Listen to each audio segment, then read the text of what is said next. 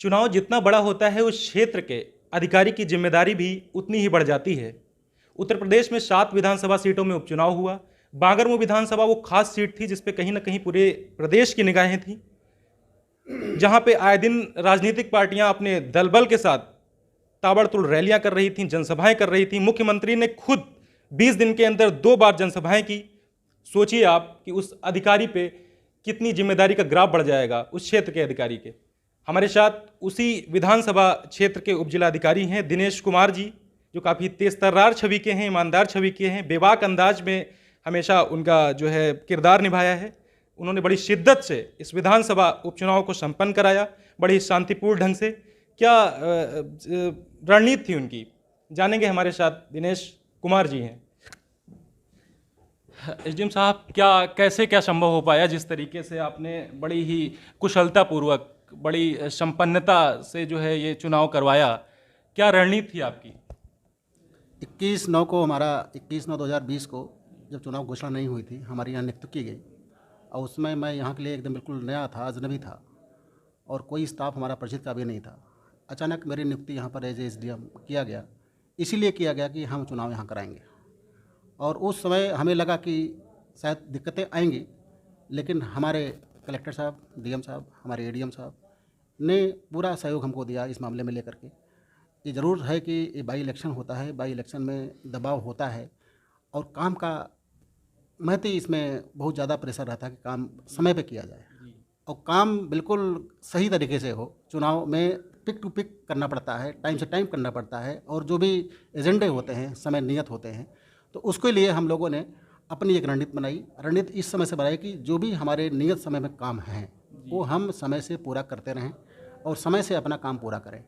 और नामांकन भी हमने वहाँ पर रह के कराया। नामांकन से लेकर के लोगों का, पार्टी लोगों का और पुलिस लोगों का और भी लोगों का हमें सहयोग मिलता रहा है। नामांकन बिल्कुल शांतिपूर्ण ढंग से किया गया। नामांकन के बाद हमारा जो भी पर्चा वापसी था, उसमें जो भी फाइनलाइज करने थे और जो निरस्त पर्चे हुए हैं उस पर पूरे बेबाकी से हमने अपने पर्चे को जो भी कमियाँ थी उसको निरस्त मैंने किया, लेकिन उसका रीज़न सहित निरस्त किया कि जो भी रीजन्स हैं वो लिखा पढ़ी में दिया गया कि रीज़न आपके ये हुए और उस पर कोई आपत्ति किसी द्वारा नहीं किया गया कि आपने साहब ऐसा गलत कर दिया। कहीं ना कहीं आपको भी लगता होगा कि ये जो विधानसभा 7 सीटें थीं उसमें बड़ी खास सीट थी ये, तो कहीं ना कहीं एक बीइंग ऑफिसर एक तरीके से मानसिक कुछ दबाव या फिर फियर इस टाइप से कि कैसे क्या होगा, आप भी मानते होंगे कि आपके कार्यकाल की ये सबसे बड़ी उपलब्धि थी, ऐसा कुछ है? नहीं, फियर और ऐसा दबाव हमारे लोगों नौकरी में फियर तो कोई बात नहीं है। नौकरी करना है तो नौकरी करना ही है और जो पद हमको दिए जाते हैं उसको बखूबी निभाया जाता है, तो कभी अंदर फियर की बात नहीं थी। लेकिन हाँ, एक चूँकि उत्तर प्रदेश में 7 जगह चुनाव हो रहे थे तो थोड़ा सा मानसिक प्रेशर था कि काम का बोझ था कि नहीं, काम को सही तरीके से निभाना है और सारे अफसरों की निगाह, सारे नेताओं की निगाह, सारे राजनेताओं की निगाह यहाँ पर बनी हुई थी कि कोई गलती ना हम लोग करें। ये लोग करके हम लोगों ने प्रयास किया। कहा फिर कभी नहीं लगा, लेकिन अब कि यहाँ थोड़ा काम का प्रेशर था और उससे हमारे उच्चाधिकारी, हमारे कलेक्टर साहब, हमारे एडीएम साहब ने मुझे बहुत सहयोग किया इसमें और हम लोगों ने इसको बहुत बखूबी निभाया है और आगे भी जो भी हमारी कार्रवाइयाँ हैं ऐसी चलती रहेंगी। अच्छा जी, तो राजनीतिक सत्तारूढ़ पार्टी का कुछ ऐसा दबाव तो नहीं मालूम पड़ा आपको कि कहीं पक्ष विपक्ष करना पड़ा हो आपको इस टाइप से? नहीं, चुनाव में कोई भी हमारे लिए कोई खास मायने नहीं रखता है। चुनाव में सब जो भी पॉलिटिकल पार्टीज़ होती हैं सब हमारे लिए बराबर होती हैं। रिटर्निंग अफसर ग्रुप में मेरी ये भूमिका होती है कि हम सबको सामान्य अवसर दें, सबको उतना ही ढंग से देखें जो कानून कहता है। उसमें कोई खास और कोई उस स्तर का नहीं होता। सब जो उपचुनाव बांगरमऊ विधानसभा संपन्न कराया जिस तरीके से शांतिपूर्ण तरीके से, इसमें प्रमुख जो चैलेंजेस थे, चुनौतियां थीं, वो क्या रहीं? चुनौतियाँ तो बहुत थीं, चाहे यहाँ पर लोगों अपना मीटिंग कर रहे हों, उच्च अफसरों की उच्च राजनेताओं का यहाँ लगातार यहाँ पर मीटिंग होते रहें, चाहे समाजवादी पार्टी कर रहे हों, चाहे बीजेपी पार्टी कर रहे हों, चाहे कांग्रेस कर रहे होंगे लगातार, और चाहे बीएसपी कर रहे होंगे लगातार। ये सब चुनौती हमारे लिए थी कि बड़े बड़े नेता आ रहे हैं, उन्हें कोई तकलीफ ना हो, कोई लोग काम ना कर बैठें जिससे शिकायत हो आयोग में। ये चुनौतियाँ मुख्य रूप से थी कि जो बड़े राजनेता आ रहे थे तो उनको परमिशन देना, उसी ग्राउंड पर उनको भाषण देना और ऐसे कोई चीज़ ना हो जाए कि जो आपत्तिजनक हो।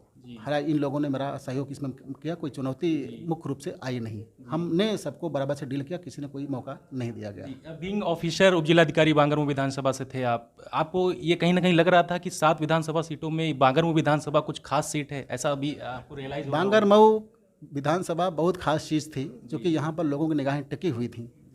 यहाँ पर कंटेस्ट का कौन हारेगा, कंटेस्ट रूप में ये चुनौतियाँ यहाँ पर थीं और वो मुख्य रूप से ये था कि पता नहीं कौन जीते कौन हारे। लेकिन हम लोगों को जो दायित्व था, कोई जीते कोई हारे, ये हम लोगों ने इसी नीति को अपनाया है और यही अवसर मैंने काम किया है।